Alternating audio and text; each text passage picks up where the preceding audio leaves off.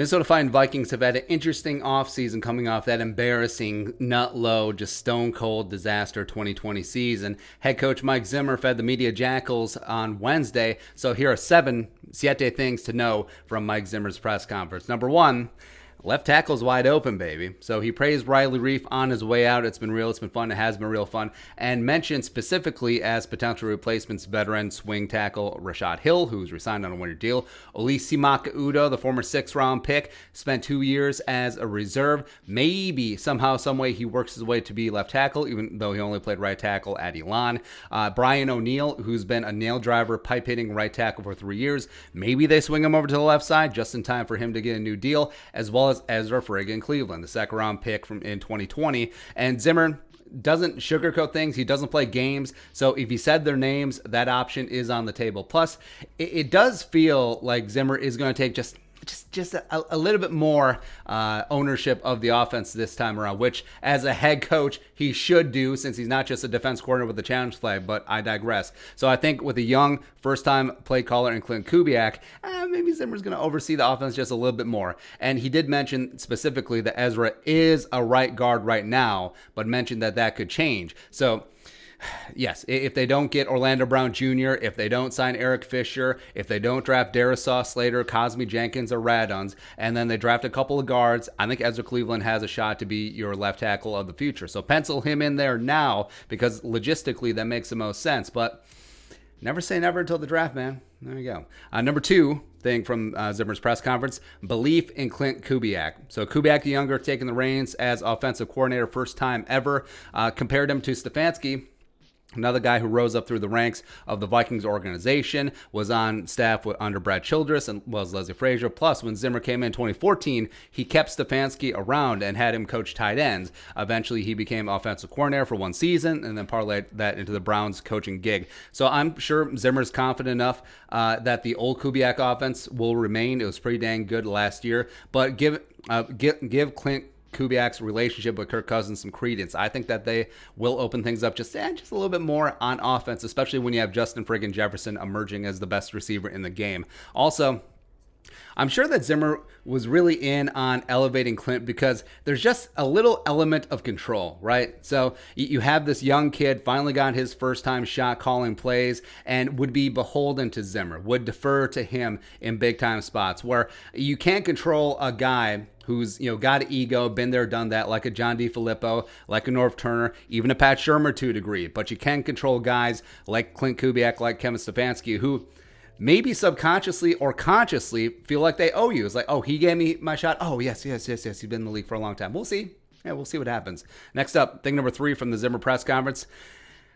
Zimmer was embarrassed last year, and rightfully so. So he comes out with all this chutzpah of, I've never had a bad defense. I can find cover 2 cornerbacks down at the 7-11, blah. But yeah, it was tough. And 2020 Zimmer's defense was the worst in his regime here with the Vikings, hence the overcompensation in free agency. And he said that he feels rejuvenated, like he purified himself in the waters of Lake Minnetonka. Signing deals with Dalvin Tomlinson, Patrick Peterson, Nick Candlelight Vigil, Mac Alexander's back, Xavier Woods, as well as keeping Anthony Barr. That defense is stacked, man. You do love it. And the defense is still his baby, and Spielman still acquiesces because they're joined at the hip. But please don't ignore the offensive line in the draft. That's all I'm saying. Thing number 4 from the Zimmer press conference, new wrinkles on defense. Now, is it finally time to move to a 3-4? Probably not full-time, but mentioned tweaks, which, Zimmer with tweaks. It's bad news. In trying to keep up with modern offenses. So as opposed to play the run, double A gap look on 3rd down, you may see something new from the Zimmer defense. And I think the hiring of Carl Scott from Alabama to be defensive backs coach is low-key a fantastic hire. So he coached cornerbacks at Bama under Nick Saban, and over the last couple years, they've had to adapt as the SEC goes from smash-mouth football to wide-open offenses and spread attacks, and that's trickling up to the NFL. So I think that it's smart to tap into a guy in Carl Scott who's been there, done that, and will be able to implement it, especially in a very young cornerback room. So you might see some change-up in coverages and responsibilities and exchanges, some 3-3-5 nickel, some 3-2-6 dime, some more hybrid hybrid type linebacker safety players as more big wide receivers are in the slot, as more big tight ends are moved all over the field. So Blake Lynch, the UDFA linebacker from Baylor, I think could be a big part of that. I'm very bullish on him. Also, more coverage disguises, maybe show man, roll in the zone, vice versa. More zone blitzes on third down like last year. Just adapting to the modern NFL offenses with your defense. I mean, it's just weird, right? Just kind of crazy. Next up, number 5 thing to know from the Zimmer press conference, BPA, BPA, BPA. So speaking of the draft, Zimmer said this, quote, "I think what we've done in free agency so far has allowed us to be able to take the best player available wherever he is," end quote. So that is 100% giving him cover for when the Vikings ignore offensive line and take J.C. Horn, or take Caleb Farley, or take Jason Ilway, or take Micah Parsons. But I would be okay with Parsons if he's there. So, yeah, he's definitely laying the groundwork. Like I said, Zimmer never plays games. He says what he means, and he means what he says. So, 100%. Like, hell, maybe they'll even go Barmore at 14. I wouldn't rule it out. I wouldn't. Zimmer always gets his toys, and then the offense is just left sucking hind teat. But whatever. We've done a good job. Yeah, outside the offensive line, which was your largest need coming into the offseason, but whatever. Next up, number 6 thing from the Zimmer press conference, confidence in the offense. So maybe this is because Zimmer's like, our offense is pretty good. I mean, we need more players on defense. Look how bad it was last year. So Zimmer said the offense is, quote, pretty darn good.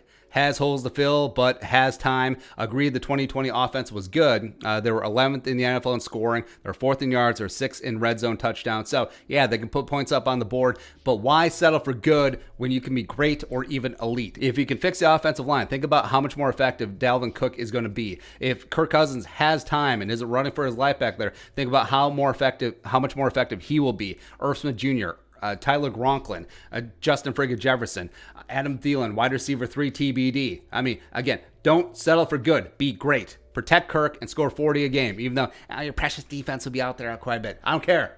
Put points up on the board. That's what it takes to win in the modern NFL. Lastly, thing number 7 to know from the Zimmer press conference, things are good with Danielle Hunter, which is great. So Zimmer said that Andre Patterson and Danielle have talked and things are copacetic there.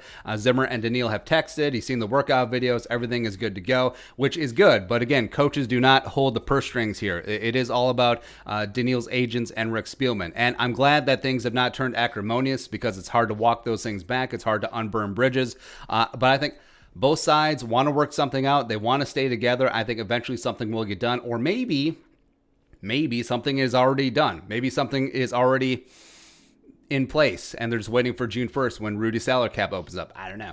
Other things. So Zimmer said that he's bullish on Barr and Kendricks, but why wouldn't you be? Also, Patrick Peterson is going to be a cornerback, reiterating what Patrick Peterson said in his opening press conference, which, I mean, okay, you paid him to be a cornerback, but what happens when you have 7 good cornerbacks who can't all get on the field at the same time and 1 good safety? What's going to happen? Someone's going to be moving.